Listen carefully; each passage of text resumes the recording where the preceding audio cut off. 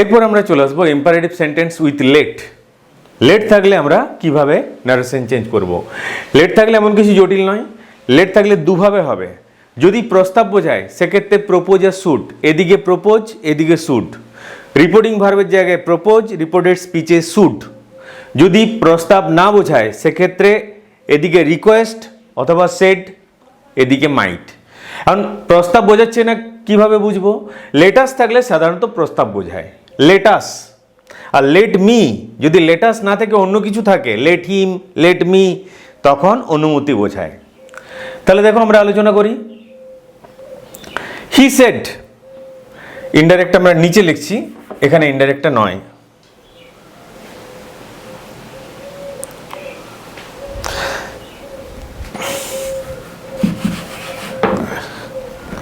He said late us play football.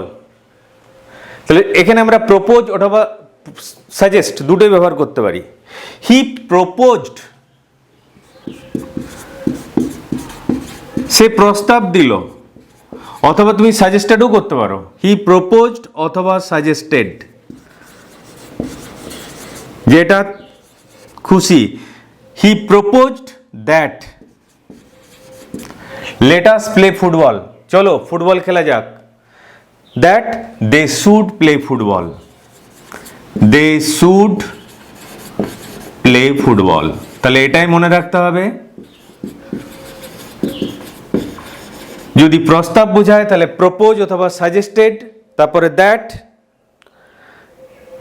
Reported স্পিচে should. Propose, suggested, should, সেই অ্যাসার্টিভের মতো আবার দ্যাট বসছে। অ্যাসার্টিভের মতো কিন্তু এখানে দ্যাট বসবে, এটা মনে রাখতে হবে। He propose that they should play football. এখন হি বলে আজটা দে হয়ে গেল। হি থাকলে দে, আই থাকলে তখন এটা উই হয়ে যেত। তারপর একটা লক্ষ্য করো, আই সেড টু হিম, আমি তাকে বললাম, let us have some coffee, চলো একটু কফি খাওয়া যাক। তাহলে আই প্রপোজ টু হিম, তুমি সাজেস্টেডও লিখতে পারো।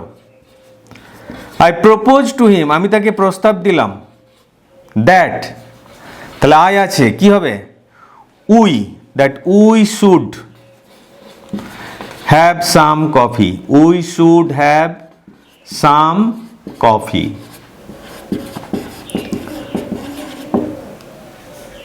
তাহলে লেটাস থাকলে সাধারণত প্রস্তাব বোঝায়, আর লেটাস না থাকলে তখন অনুমতি। অনুমতির ক্ষেত্রে এদিকে রিকোয়েস্ট অথবা সেট, রিপোর্টিং ভার্ব অনুযায়ী বসবে, আর এদিকে মাইট। দেখো, হি সেড টু মি, সে আমাকে বলল, লেট মি কাম ইন, আমাকে আসতে দাও, অর্থাৎ সে অনুমতি চাইছে, সে যেন ভিতরে আসতে পারে। তাহলে he said to me, he requested me,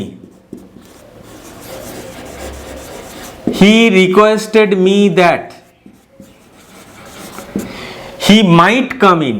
হি, মিটা কাকে বোঝাচ্ছে? হি কে, তাহলে হি মাইট, তার মানে might be allowed to come in. আমরা সংক্ষেপে আমরা পুরোটাই লিখছি, কিন্তু এটা পুরোটা লেখার দরকার নেই। He might be allowed to come in, কিন্তু এটা পুরোটাই লেখার দরকার নেই। বি অ্যালাউড টু আমরা ওমিট করতে পারি। হি মাইট কাম ইন লিখলেই যথেষ্ট। He might come in. He request that, তারপরে অনুমতি বোঝালে মাইট, হি মাইট কাম ইন। তুমি লিখতে পারো বি অ্যালাউড টু লিখতে পারো। তারপরে লক্ষ্য করো, I said let him go wherever he likes, সে যেখানে খুশি যাক। তাহলে আই সেড দ্যাট, এখানে রিকোয়েস্ট হবে না, কারণ সেরকম বোঝাচ্ছে না। I said that he might, তখন লেটের পরে হিম বসে, কিন্তু সাবজেক্ট তখন he. He might go, that mean he might be allowed to go. Be allowed to তুমি নাও লিখতে পারো, এটা উজ্জ্ব থাকে। He might go, that mean he might be allowed to গো, এখানে উজ্জ্ব আছে। হি মাইট গো, তারপরে যা আছে তাই। হি মাইট গো হোয়ার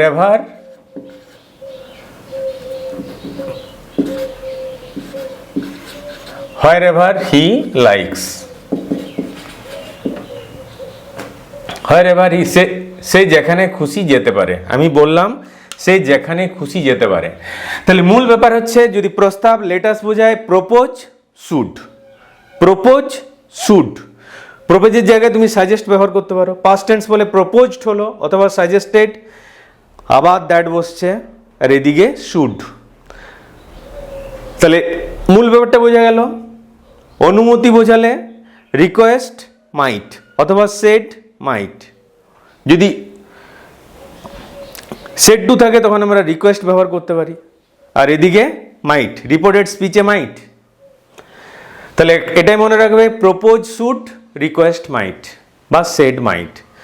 প্রস্তাব বোঝালে প্রপোজ শুড, প্রস্তাব না বোঝালে রিকোয়েস্ট মাইট। ওকে, আমরা এরপর আরো এক্সাম্পলে চলে যাব।